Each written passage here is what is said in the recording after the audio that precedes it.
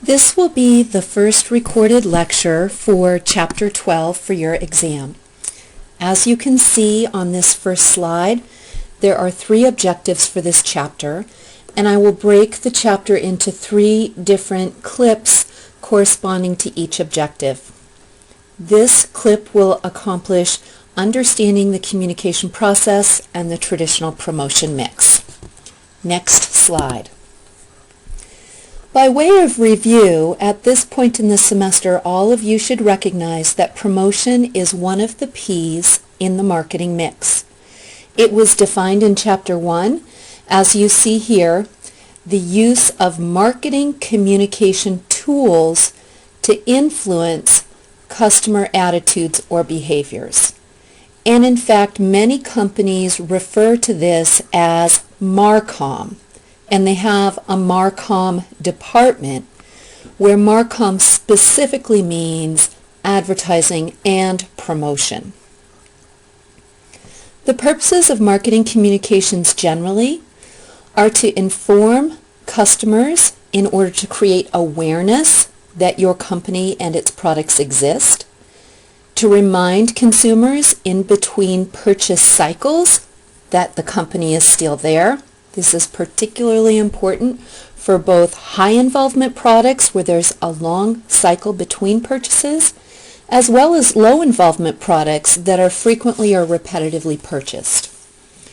Marketing communication is designed to persuade customers that your company or its products are better than competitors, and obviously to build ongoing long-term relationships with customers and other stakeholders.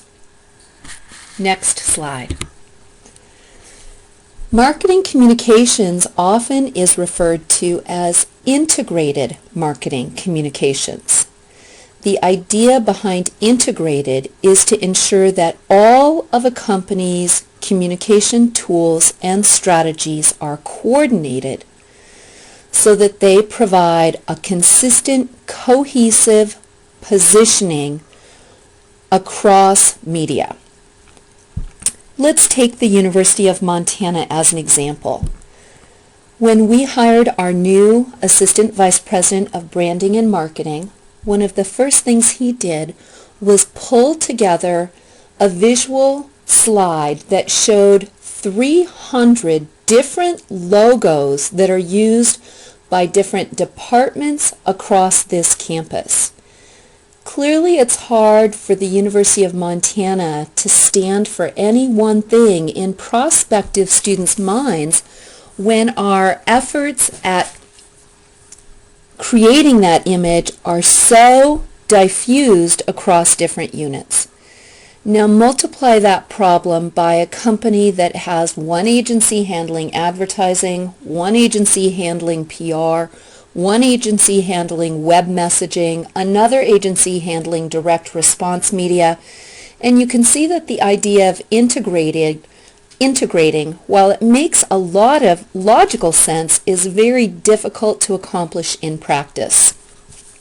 For students who are particularly interested in careers in advertising and promotion, there is a master's degree that is called Masters of Integrated Marketing Communications, and it is offered at schools like Northwestern and at the University of Colorado in order to help students understand how critical this integration is and how to achieve it. There are several different models of communication that are used in the promotion mix.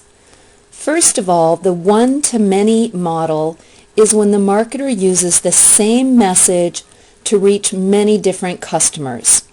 Obviously, this is the case when a marketer places an ad on TV where all consumers are exposed to the same TV ad. A one-to-one model of marketing is when the marketer crafts unique messages for individual customers.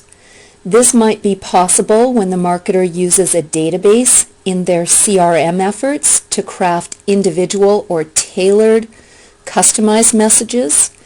It might also be used when a sales rep calls on an individual customer and is then allowed to customize their pitch to individual customer needs.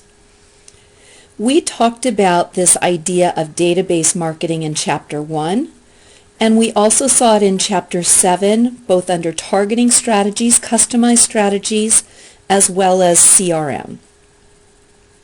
The many-to-many model of communication is prevalent in today's social media environment, where customers are using Facebook and other technology to pass messages to each other, and these are not mediated by the marketer in any way.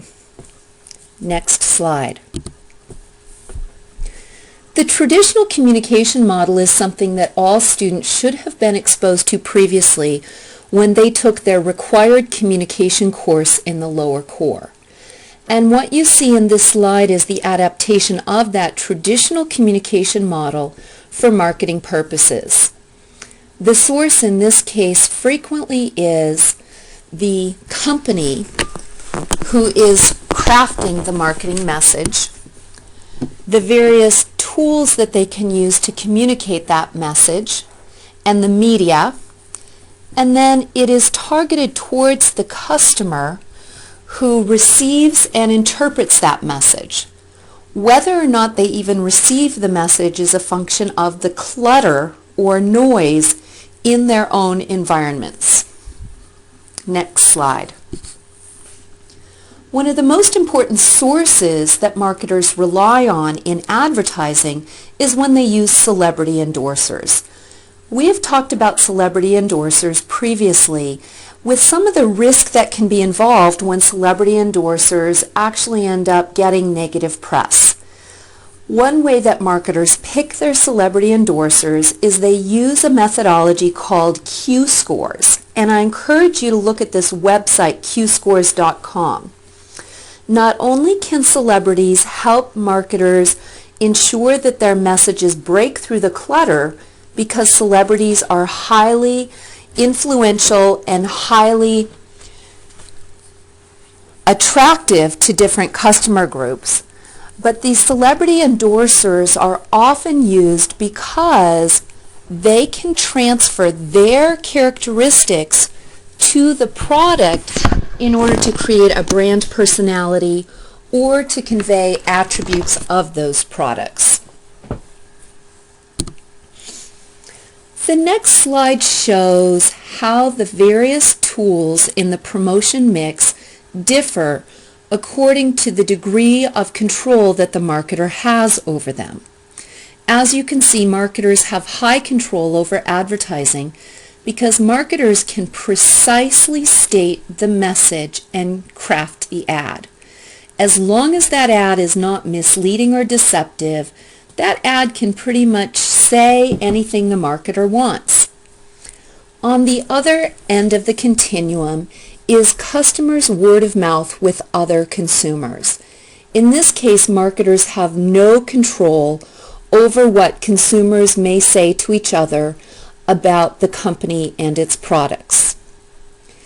One thing that you do not see on this slide that I would like you to draw on your own is a second continuum underneath this control continuum. The second continuum will be labeled credibility of the message.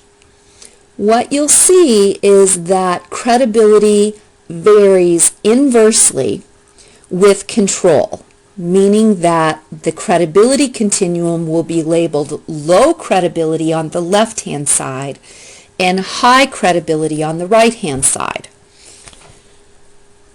Advertising generally has low credibility with consumers. Consumers are both savvy and cynical, and they know that advertising is one-sided. They're only getting what the marketer wants the customer to hear.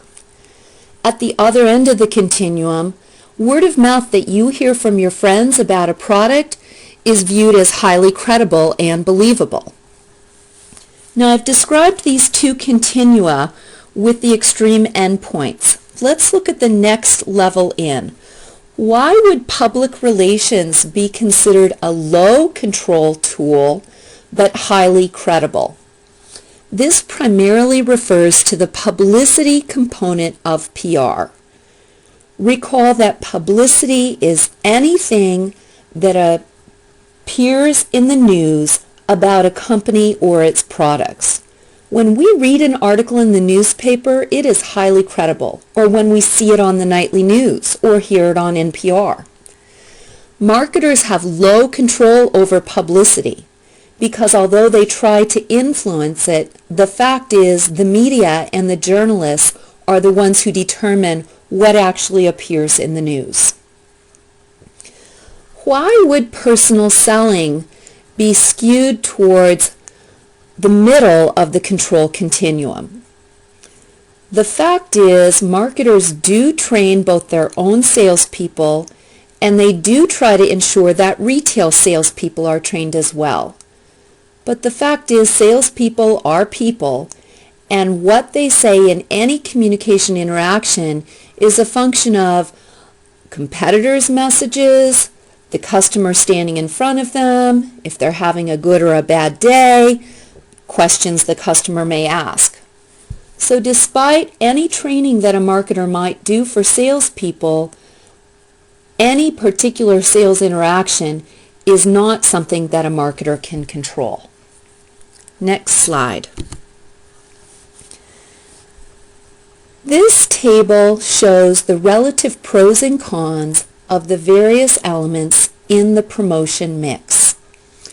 In addition to reviewing what we've learned about advertising, sales, promotion, and PR already in Chapter 13, please pay particular attention to personal selling and direct marketing, as these are the only coverage of these tools that you will be getting. We did not cover Chapter 14 that provides the detail on personal selling and direct marketing.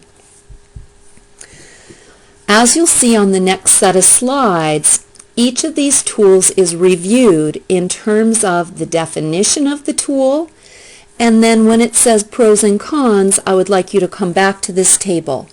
This is a do on your own table, and I do expect you to have it under your belt.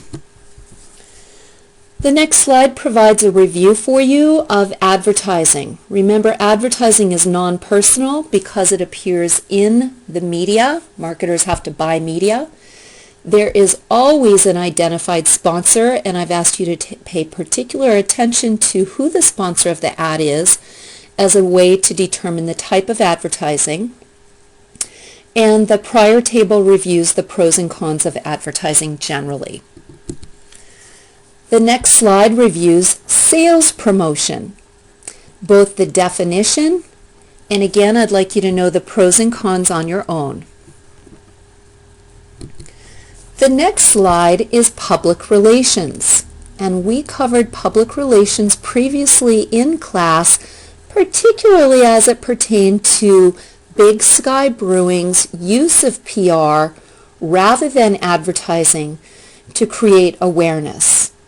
You might recall that Big Sky Brewing partners closely with a variety of nonprofits in the community and hosts a concert series.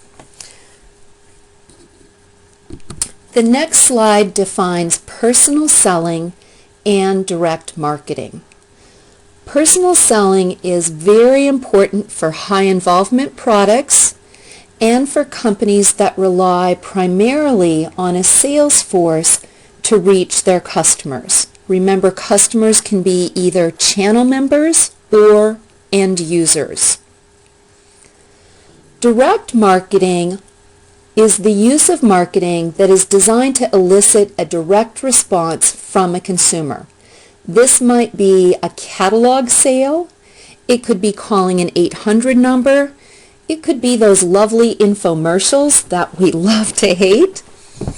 The fact is, direct marketing is one of the quickest growing areas of marketing, and the reason for that is because it allows companies to directly assess effectiveness.